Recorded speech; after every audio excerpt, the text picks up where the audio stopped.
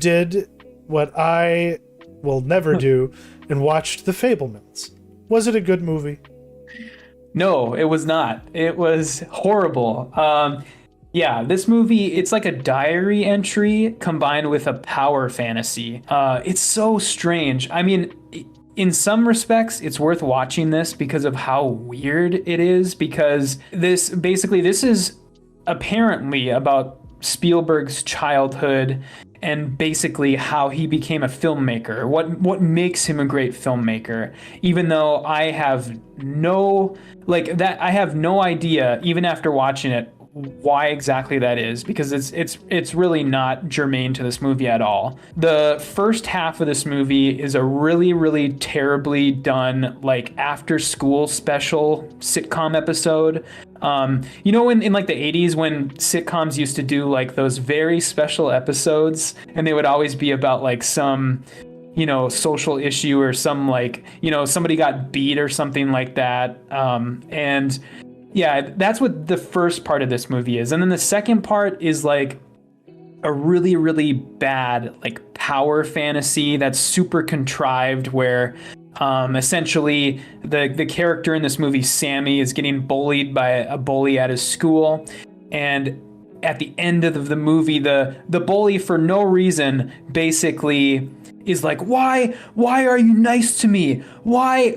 I'm such a dick to you. Why are you so nice to me? And then Sammy gives this monologue about how he's a anti-Semitic dickhead, and it's essentially Spielberg, like, what he wished he did when he was a kid. And I don't know, it's really bad. You've confirmed every assumption I had about this movie. Yeah, there are parts of this movie that I don't know how they made it into the actual final cut. It's really awkwardly, like, structured, and it's super contrived, and all this stuff happens for seemingly no reason. There's like a part in the movie where they get a monkey, and it's not put into the movie in any meaningful way. It's just like, oh, we have a monkey, and it's just kind of like, you know, the law random type shit. And the biggest thing about this movie, the biggest detriment of it, is the three, like, main actors other than the kid are so miscast. You have Seth Rogen as Sammy's uncle, and then you have his mom, played by Michelle Williams, and his dad, played by Paul Dano. And all three of them horribly miscast. And the exception, or the sort of the biggest thing, or the biggest miscast of this, is Michelle Williams. And really, her performance in this movie is so baffling. And it's like, I long for some behind the scenes footage of this movie, because I want to see how Spielberg, like, directed her. I want to see how he told her to, you know, portray the character, because it can't be on purpose. The way that the performance she gives in this movie, I refuse to believe it was on purpose. I want to believe that they just cobbled it together with the usable footage they had, because her performance in this is so manic, and it's so, like, aloof, and it's just strange, and it's like, I don't know. You really have to see it to believe it, because it's awful. It would have been on my worst of last year list had I seen this movie last year. And yeah, this movie sucked, and Spielberg sucks. He has sucked for a long time, and his last good movie was Munich. So fuck anybody that says otherwise. Damn, dude, that's a pretty strong take.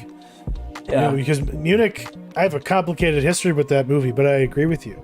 It's probably the last time he actually directed with any, like, real, you know, juice and chutzpah. He's just been coasting on, you know, the gravity of his own success ever since, you know, which is, you know, terribly sad, especially when he's making, you know, stuff like this that he should have just kept in the psychiatrist's office, you know? Like, yeah. We've already... That was kind of my big complaint about this from the beginning. We've already explored all of this we have explored in your films. We know all about it in the documentary that HBO made about you. why did you need to spend like one of your last years of your filmmaking, capable years to make this fucking movie, dude? You could be doing anything. But I guess that's why he can do this. But I am very interested in watching this performance now. Because, like, from what I've heard, this is just supposed to be like a big, like, hagiography for his mom anyway, right? This is about making her look good. No, it's about making her look bad. Oh, she looks really? horrible. Oh, yeah. okay.